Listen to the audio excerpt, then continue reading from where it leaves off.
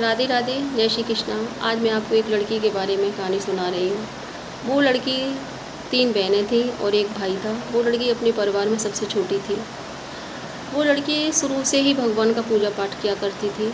बचपन से उसको हनुमान चालीसा याद था, अपने पिता के साथ बोलती थी, मंदिर में जाती थी, पूजा करती थी। कहीं किसी मंदिर में रामायण होती थी वो जाती थी, वहाँ पढ़ती थी। मतलब कुल मिलाकर उस लड़की का दिमाग हमेशा भगवान की भक्ति में रहता था। जब वो लड़की बड़ी हुई उसका दिमाग पूजा पाठ में ही रहा। उसकी बहनों की दोनों की शादी हो गई, भाई की भी शादी हो गई। उसके पिता ने उसके लिए भी लड़का देखना शुरू किया, लेकिन उसने शादी से इनकार कर दिया। और भगवान का पूजा पाठ करती थी, मंदिर में जाती थी, भगवान से यही प्रार्थना करती थी, हे भगवान मैं आपकी पूजा हमेशा करती रहूँ, मैं शादी नहीं करूँ। लेकिन कहते हैं जिसकी भावना जैसी रहती है भगवान उसकी इच्छा जरूर पूरी करते हैं। उसके पिता उधर उसके लिए लड़के देखने जाते थे, उसके पेट में, लेकिन इधर लड़की के पेट में बहुत तेज दर्द होता था। उसके पेट में 2 गांठ थी। वो लड़की गिर गई थी बचपन में, उसके पेट में खून इकट्ठा हो गया था, उसके कारण 2 गांठ बन गई थी। खैर दवा वगैरह खाने के बाद उसके पेट की गांठ ठीक हो गई, लड़की ठीक हो गई। फिर उसके पिता ने शादी के लिए कहा, लेकिन लड़की ने फिर शादी से इनकार कर दिया कि पापा मुझे शादी नहीं करनी।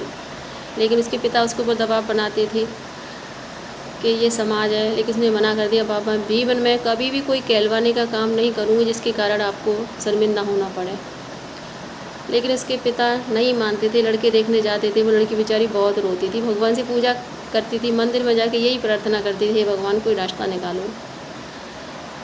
कुछ समय बाद फिर उसके पिता हार्ट के पेशेंट हो गए। उन्होंने शादी के लिए कहा, लेकिन लड़की ने मना कर दिया। बेचारे परेशान हो गए थे।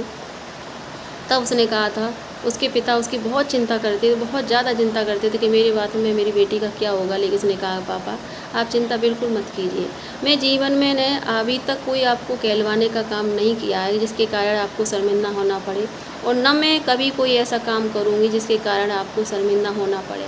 मैं केवल अपने भगवान को मानती हूँ, मैं कभी कोई गलत काम नहीं करूँगी जिसके कारण आपको शर्मिंदा होना पड़े।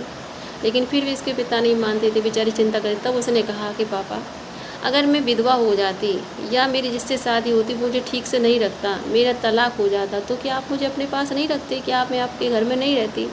ये बात उसके पिता की समझ में आई।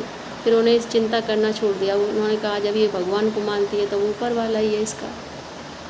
कुछ समय बाद उस लड़की के पिता की मौत हो जाती है। वो लड़की बिल्कुल घर में अपने आप को अकेला महसूस करने लगती है। वो अपने कान्हा जी को मानती है, बस कान्हा जी को पूजा करती है, उन्हीं को अपना सब कुछ मानती है। लेकिन उस लड़की ने आज तक कोई कहलवाने का काम नहीं किया, अपने कृष्ण की पूजा करती है। और आप मुझे कमेंट में बताना कि आपको मेरी ये कहानी कैसी लगी। अगर आप कहेंगे तो मैं आपको उस लड़की से अवश्य मिलाऊंगी वीडियो में।